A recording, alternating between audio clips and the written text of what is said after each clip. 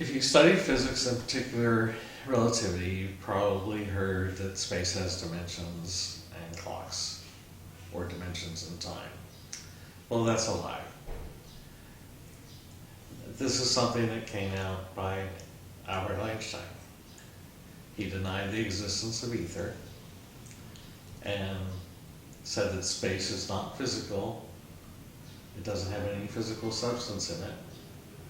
But then he said it miraculously has dimensions and clocks.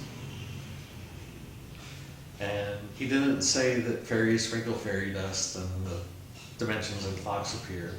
If he did that, we'd all know that the theory was stupid.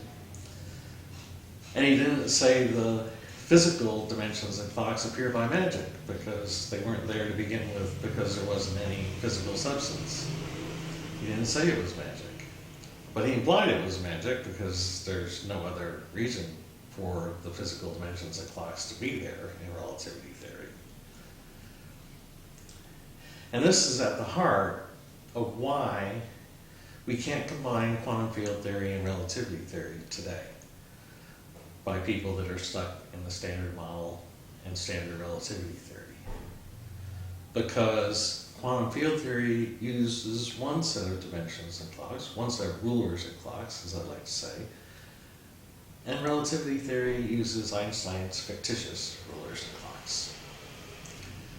Now in quantum field theory, what we have is, going back to Max Planck's original hypothesis, the energy equals Planck's constant times frequency. Well, frequency is cycles per second, the inverse of time. So in order to have frequency, you have to have time.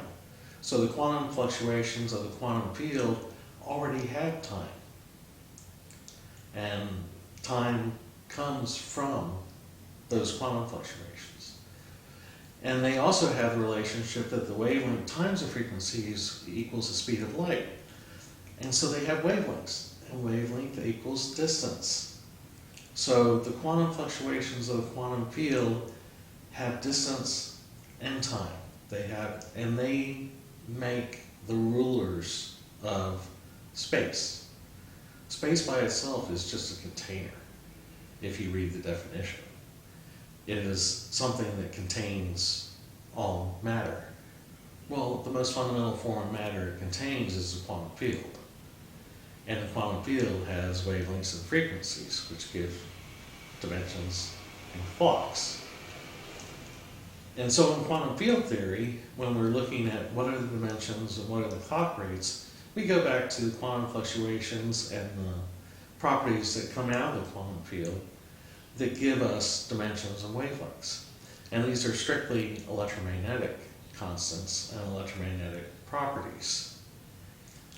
And so in quantum field theory, we have a well-established way of determining dimensions and clock rates.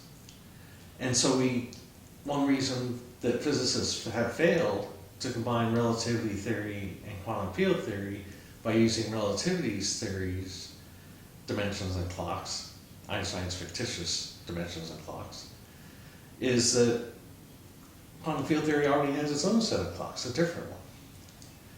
And what physicists seem to fail to realize is if they want to achieve their goal of combining quantum field theory with relativity theory, you have to start by using the same rulers and clocks for both, which means abandoning Einstein's fictitious rulers and clocks. And so where that leads us is we have a lot of nonsense right now. Like I said, fairy dust is, or something that Einstein imagined. I can't imagine what. And I can't imagine why physicists today believe in the non-physical.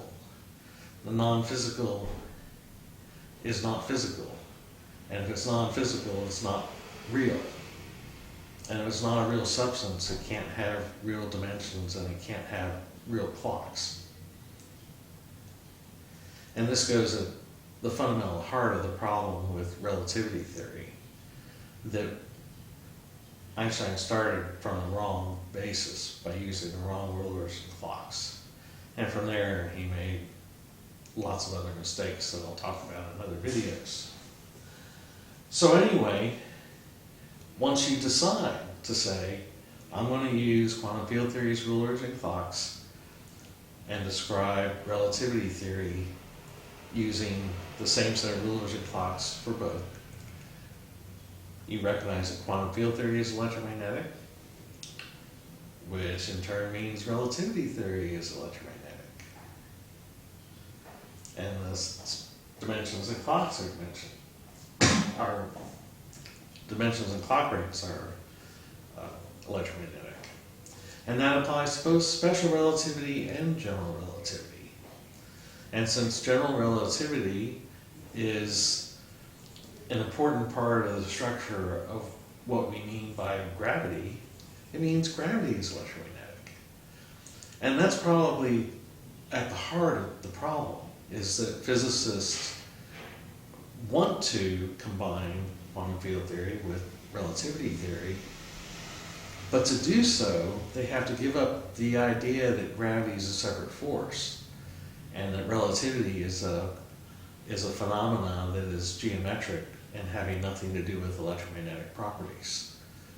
And once you do combine the two, starting by using the physical dimensions and clocks of the quantum field, you end up with an electromagnetic form of gravity and relativity theory that you have to combine. And it's quite a bit different from what's in the standard model. So my thought is that physicists are basically so stubborn that they don't want to change. They don't want to abandon the fictitious rulers and clocks of Einstein and use the real rulers and clocks of quantum field theory, because they don't want to believe that gravity was a fictitious force. And it's been an electromagnetic force all along, and they haven't been describing it properly.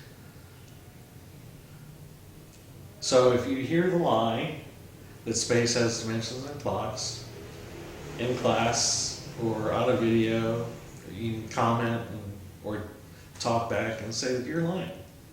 Non-physical space cannot have physical dimensions and clocks.